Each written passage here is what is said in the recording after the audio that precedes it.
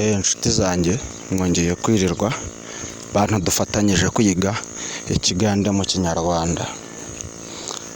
Uyu munsi rero ndashaka ngo twongere twige ikigande mu kinyarwanda.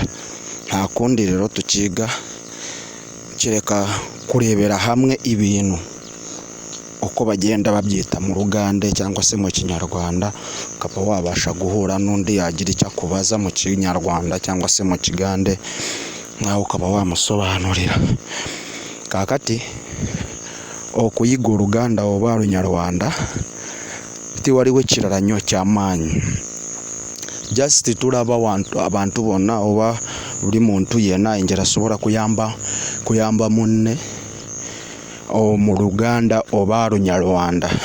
Sobola afuna omuntu ng'ayogera luganda oba ng'ayogera lunyarwanda nga tamanyi olulimi lulala, kati gwe notandika kumuyamba.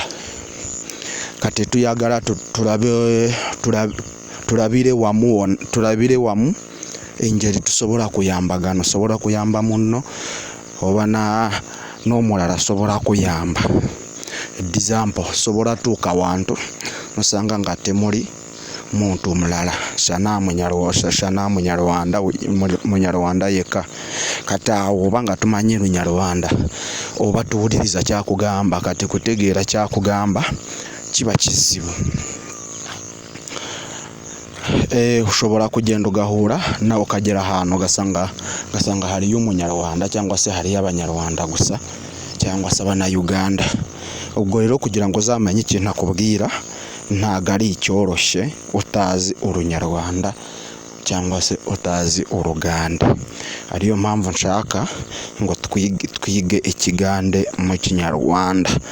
Kye kituma njagala tuyige uruganda n'orunyarwanda. Tutandika mu bulamu buno bwa bulijjo.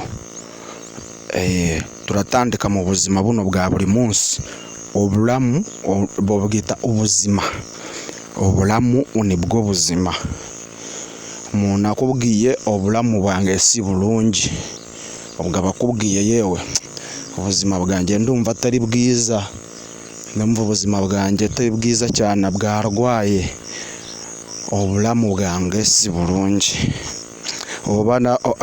Cyangwa akavuga yewe nagiye kwa muganga bambwira ko ndwaye, ariko bambwiye ko kubona idagara bitoroshye cyangwa se kubona imiti mu ruganda. Nagenze ku rwariro niba ngamba obulamu bwange si bulungi nnyo biri yawo, naye bangambye okufuna eddagala si kyangu. Kati aho ngaho ababashije kukubwira